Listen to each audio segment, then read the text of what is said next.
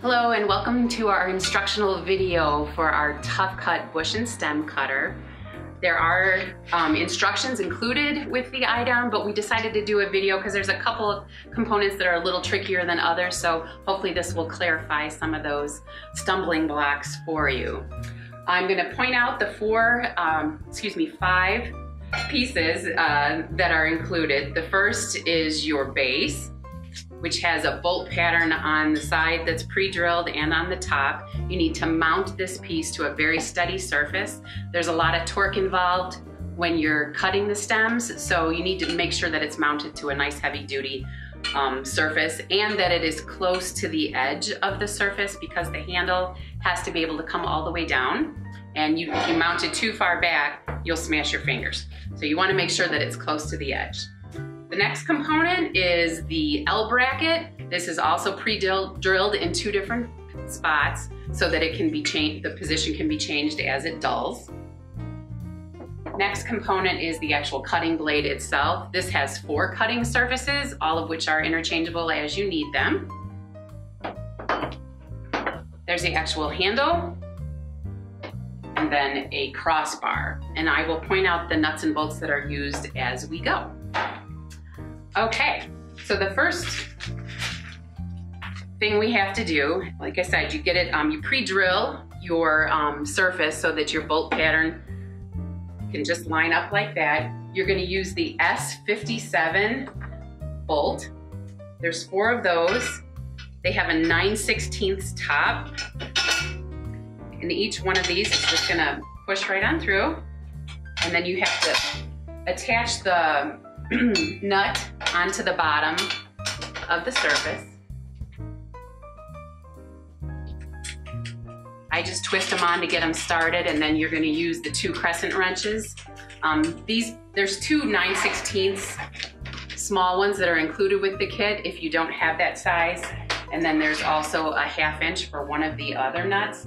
But I'm going to use the regular 9/16 to tighten them down, just because it's a little easier.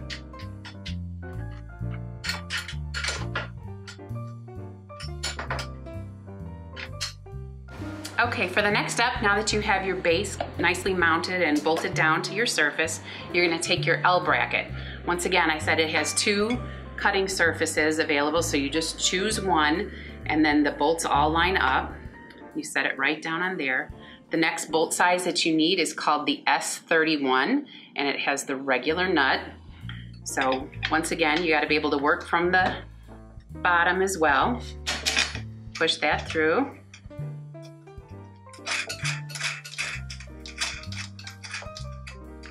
These again have the 9/16 size wrench that you need.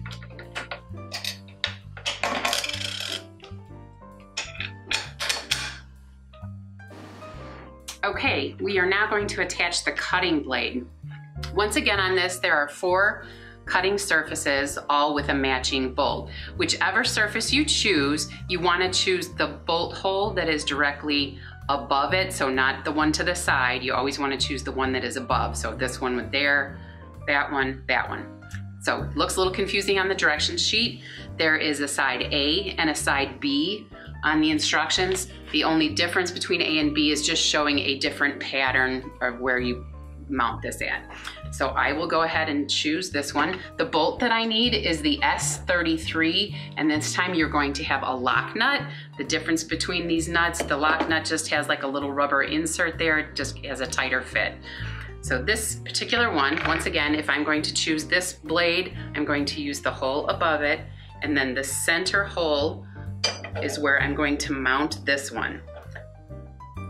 You take that S33 and push it through both plates, and then take your lock nut and tighten this one. This is where the 1/2 inch crescent wrench comes into play, because this particular lock nut has only a 1/2 inch head on this side, and this side is still the 9/16.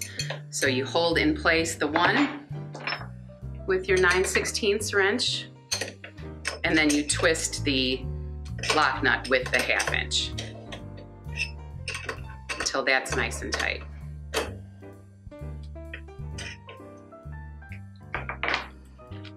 All right, the next step is to attach the handle to the L bracket. There's a bolt at the top, a hole there, and one here. You're gonna take your S30 bolt and lock washer. The difference between the S30 and the S33, the one that we used, the S33, was this one here. There was a red line on the top of this. On this one there is not, and plus the head of the bolt is just a little bit thicker, so you can tell the difference that way. All right, so what we're gonna do is put this, line up the two, put the bolt through both holes. Once again, tighten it up with the lock washer. And then you use your two sizes of crescent wrenches. The 9/16 goes on the outer large part, and the 1/2 inch goes on the lock washer.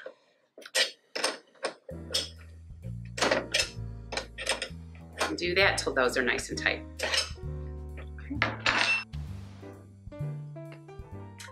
The last step we need to do is attach the cross handle. This goes from the cutter itself to the handle, and we're gonna put a bolt in each spot.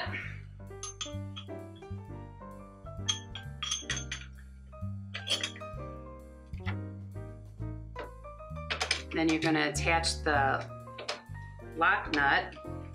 This is the 9/16 size, the N1. And then we have one washer that goes between the cross handle and the handle here, because there's a lot of movement in this particular part, so we want to make sure that that washer is in between those two. Once again, take the other 9/16 nut, and then you're going to use your crescent wrenches again to tighten it down.